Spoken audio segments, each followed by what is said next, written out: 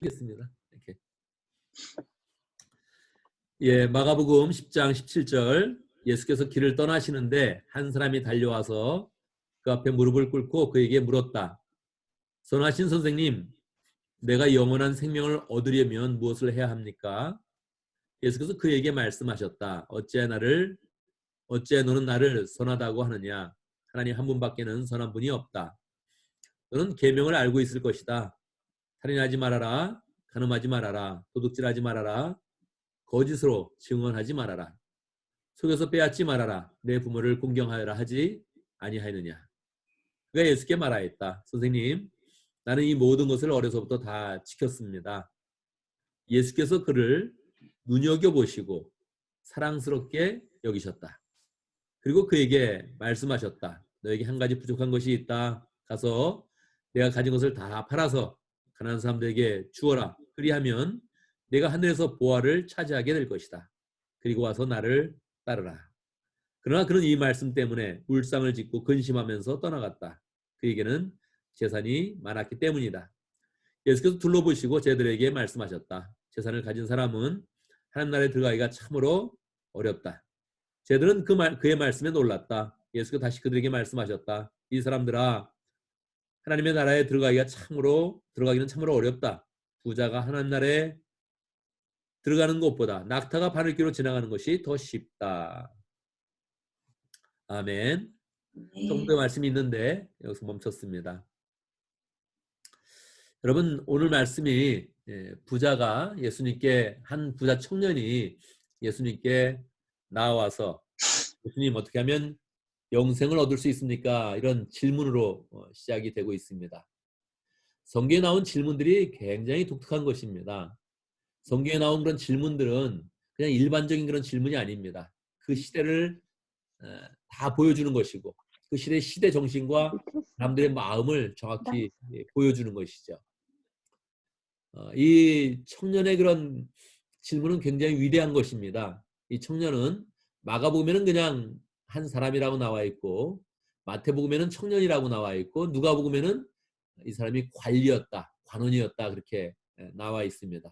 그러니까 부자 청년, 아주 늠름하고 보기가 좋은 아주 전도양양한 그런 청년이었던 것입니다. 이 청년이 호기 있게 예수님께 나와서 물었던 거예요. 예수님, 어떻게 하면 영생을 얻을 수 있습니까? 어떻게 하면 영원한 생명을 얻을 수 있습니까? 이렇게 물었던 것이죠. 여러분, 이런 질문들을 해본 적이 있습니까? 살면서 내가 어떻게 하면 영생을 얻을 수 있을까? 이런 질문을 해본 적이 있습니까? 이것은 오늘날의 시대 정신이 아닌 것입니다. 오늘날은 어떻게 하면 돈을 많이 벌까? 어떻게 하면 취직을 할까? 어디가 살기가 좋은가? 어디가 학군이 좋은가? 어느 대학은 어디가 좋은가? 이런 것을 질문하는 때지. 갑자기 우리가 만나가지고 야, 영생을 하면은 어떻게 했냐? 어떻게 하겠냐? 이런 질문을 하지 않는 거죠. 이것은 그 당시의 시대 정신이고 그 당시의 마음의 소망이었던 것입니다. 어떻게 하면 영생을 얻을 수 있을까? 그 위대한 질문을 한 것이고 성경이 이런 질문을 예수님께 했다는 것은 예수님의 답변이 있다는 것입니다. 굉장히 좋은 것이죠. 우리에게는 굉장히 좋은 것이죠. 예수님은 또 그 사람의 생각과 그 시대 정신과 그 당시 사람들의 믿음을 통해서 일단 답변을 하셨습니다. 율법에 뭐라고 되어 있느냐? 율법의 계명들을 잘 지켜라. 살인하지 말고 간음하지 말고 도둑질하지 말아라. 이런 그 말씀이 십계명의 말씀에 있는데 이런 것들을 잘 지키면 되지 않겠느냐? 이렇게 반문을 하셨습니다. 이 청년이 예수님의 말씀에 대해서 예수님, 나는 이런 것을 다 어려서부터 지켰습니다. 그렇게 답변을 했던 것이죠. 여러분은 어떻습니까? 여러분 하나님의 말씀을 잘 지키고 있습니까? 하나님의 말씀에 대해서 제가 뭐 그런 것은 어려서부터 다 지켰고 이 최근에도 다 잘 지키고 있습니다. 그런 말을 할 수 있는 사람도 있지요. 어떤 사람은 또 그렇게 말하기는 좀 어렵습니다 하는 사람도 있겠지만 나도 뭐 말씀은 지키고 산다. 그렇게 할 수 있는 사람도 있겠지요. 예수님께서 이 청년 관원에게 이야기합니다. 네가 한 가지 부족한 것이 있는데 네 재산을 다 팔아라. 그리고 가난한 사람들에게 나눠주고 그리고 와서 나를 따라라. 그렇게 이제 말씀을 하신 것이죠. 이런 말씀은 우리에게도 큰 부담이 되죠. 가지고 있는 것을 다 팔아라 그렇게 이야기하면 이렇게 마음에 그거는 못하겠는데 그렇게 생각하는 그런 사람들이 많이 있겠죠. 그 청년이 근심하면서 돌아갈 때 예수님께서 말씀하셨습니다. 부자가 한나라에 들어가는 것보다 낙타가 바늘기로 들어가는 것이 더 쉽다 이렇게 말씀을 하셨죠. 여러분 이 말씀을 보면서 어떤 마음을 갖게 됩니까? 이 말씀을 비틀어서 보게 된다면 부자가 한나라 가기 어렵구나 이렇게 이해할 수 있습니다. 그렇게 이해하면 우리는 이 성경을 지금 제대로 관통하지 못하는 것입니다. 예수님의 말씀을 들었던 제자들도 정확히 알고 있었습니다. 이 말씀은 부자가 한나라 가기 어렵다는 말씀이 아니구나 하는 것을 정확히 알았죠. 왜 그렇습니까? 부자가 한나라에 들어가기 어렵다고 얘기했을 때 제자들이 예수님께 다시 반문을 하는 것입니다. 예수님, 그렇다면 누가 구원 얻을 수 있겠습니까? 이 청년은 박대 먹은 청년이 아니었던 거예요. 찌질이도 아니었던 거예요. 잘 나가는 청년이었던 거예요. 이미 청년 시절에 관원이 되어가지고 그 성실성과 능력을 인정받았던 사람이에요. 그 당시에 가장 인정받는 그런 사람이 주님께 와서 내가 어려서부터 계명을 잘 지켰습니다 이렇게 얘기했는데 그 청년이 하나님 나라에 맞지 않는다면 과연 누가 하나님 나라에 들어갈 수 있는 저 청년이 안 된다면 저 사람이 안 된다면 과연 누가 하나님 나라에 들어갈 수 있겠는가 이렇게 고민이 됐던 것입니다. 그래서 근심하면서 제자들이 다시 한번 예수님께 물은 거예요. 예수님 그렇다면 누가 하늘나라에 들어갈 수 있겠습니까? 그래서 이 말씀은 부자가 들어가기 어렵다는 것이 아니라 부자도 어려운 것이고 성공한 사람도 들어가기 어려운 것이고 성실하여서 관원이 된 사람도 하늘나라에 들어가기는 어렵다. 이렇게 말씀을 한 것이죠.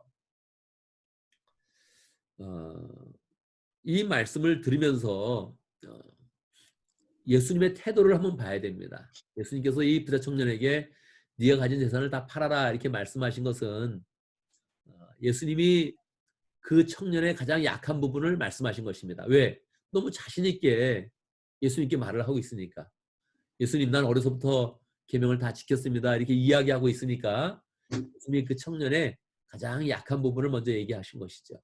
근데 그 약점을 이야기할 때 예수님이 공격적으로 이야기한 것이 아니라 성경에 보면 그렇게 나와 있습니다. 그 청년을 사랑스럽게 바라보시고 그 청년을 그냥 너 이게 부족한데 지금 교만하구나 그렇게 얘기한 것이 아니라 그 청년을 사랑스럽게 바라보시면서 정말 영생을 얻기 위해서 이 영원한 생명을 얻기 위해서 그 사람이 꼭 해야 될 것이 무엇인가 이거를 가르쳐 주신 것입니다. 자기는 계명을 다 지켰고 당연히 하나님 나라에 들어갈 수 있다고 자신감 있게 생각하는 그 사람을 향해서 예수님이 그 청년의 가장 약한 모습을 통하여서 정말 영생을 얻기 위해서 무엇이 필요한지를 알려주는 것이죠. 아마 이 청년이 근심하면서 돌아갔지만 나중에 두고두고 예수님의 말씀이 남아서 다시 영생의 길로 아마 돌아왔을 것입니다. 아멘. 이 말씀을 보면서 우리는 기본적으로 질문을 똑바로 가져야 된다. 우리가 살면서 질문을 똑바로 가져야 된다 이런 생각을 가져야 됩니다. 우리는 계속 시대정신의 그런 질문에 늘 파묻혀져 있습니다. 어떻게 하면 먹고 살 것인가? 어떻게 하면 돈을 더 많이 벌 것인가? 어떻게 하면 성공할 것인가? 어떻게 하면 승진할 것인가? 어떻게 하면 여행을 더 자주 할 것인가? 어떻게 하면 더 즐겁게 살 것인가? 이게 우리의 시대정신의 질문들입니다. 그래서 우리는 오늘 말씀을 보면서 이 시대정신의 질문을 한번 바꿔야 됩니다. 이 청년의 그런 질문처럼 우리는 어떻게 하면 영생을 얻을 수 있을까? 우리는 어떻게 하면 하나님 나라를 세워갈 수 있을까? 우리는 어떻게 하면 영혼 구원하여 제자 삼을 수 있을까? 이런 고민을 깊게 해야 됩니다. 요즘 시절에는 고민을 좀 잘해볼 수 있는 시절입니다. 야, 이게 사는 게 아니구나. 야, 이게 내가 아무리 잘해도 세상은 마비될 수 있구나. 이런 시점에 하나님이 우리에게 주신 것 중에 하나는 시간을 많이 주셨습니다. 우리가 바쁜 그런 일상에서 한번 멈추게 하고 열심히 일하는 것도 더 열심히 일해야 되는 사람도 있지만 또 나름의 시간을 많이 준 것이며 생각할 수 있는 시간을 많이 준 것이죠. 우리는 생각을 다시 한번 해봐야 됩니다. 내가 진정으로 영생을 얻기 위해서 영원한 생명을 얻기 위해서는 내가 무엇을 해야 할 것인가. 우리가 그걸 진정으로 고민하고 있으면 주님은 이 청년을 바라보시듯 우리에게 사랑스러운 눈빛을 하면서 우리에게 답변을 주실 것입니다. 네가 정말 영원한 생명을 갖고 싶다면 이것을 한번 해보아라. 우리가 가진 재산이 그렇게 많지 않아서 주님께서 우리에게는 재산에 대해서 말하지 않을지 모릅니다. 우리에게는 가족에 대해서 말하고 여가 생활에 대해서 말하고 취미에 대해서 말하고 승진하려는 그 마음에 대해서 말하고 돈에 관심 있는 것에 대해서 말할 수도 있지만 여러 가지 또 다른 것을 언급하실 수 있을 것입니다. 우리는 각자 다 약점이 있습니다. 우리의 약점을 잘 생각을 해야 됩니다. 영원한 생명을 얻고 하나님의 백성이 되고 하늘나라의 백성이 주체가 되어서 살아갈 때 우리에게 필요한 것이 무엇인가? 주님은 우리에게 이것을 가르쳐 줄 것입니다. 그래서 우리는 기도할 때마다 주님, 나의 약한 모습은 무엇입니까? 내가 하나님의 자녀로 살기 위해서 내게 필요한 것은 무엇입니까? 이것을 더 많이 생각을 해보고 주님의 인도하심을 받아서 나의 약점을 채우는 그런 가운데 더 풍성하게 하나님 백성으로 살아가는 법을 잘 배워야 되죠. 구원은 우리 스스로 일어나지 않습니다. 우리가 예수를 믿는다고 우리는 구원의 그런 보증수표를 받은 것이 아닙니다. 구원 자체는 하나님의 은혜로 되는 것입니다. 그래서 우리 주님께서 말씀하시는 것입니다. 사람은 할 수 없을 때, 사람은 잘났다고 생각하거나 많이 배웠다고 생각하거나 성실하다고 생각해서 하늘나라 가는 것이 아니라 하나님의 은혜로 우리에게 주는 것이다. 사람이 혼자 하늘나라에 믿어서 가는 것도 아니요, 행해서 가는 것도 아니요, 사람이 혼자 할 수 있는 것이 아닌데 하나님께서 우리에게 은혜로 주시는 것이다. 사람이 할 수 없는 것을 하나님이 은혜 가운데 구원의 길을 내시고 하나님의 백성이 되게 하는 것이다. 그렇게 우리에게 말씀하십니다. 오늘 말씀을 끝까지 읽어보면 베드로가 마지막에 이야기합니다. 주님, 우리는 주님을 위해서 모든 것을 다 헌신하고 주님을 따랐습니다. 그렇게 이야기할 때 아주 독특한 말씀을 하십니다. 주님께서. 나는 너의 희생을 알고 있다. 너희들의 섬김을 알고 있다.